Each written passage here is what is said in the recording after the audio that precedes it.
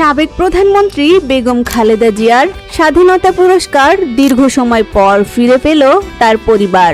জাতীয় জাদুঘরে সংরক্ষিত এই পদকটি দাদি খালেদা জিয়ার পক্ষে সশরীরে উপস্থিত হয়ে গ্রহণ করেছেন তার নাতনি জাইমা রহমান। 2003 সালে তৎকালীন সরকার জিয়াউর রহমান ও বেগম খালেদা জিয়াকে মরণোত্তর ও সরাসরি এই সর্বোচ্চ রাষ্ট্রীয় সম্মানে ভূষিত করে।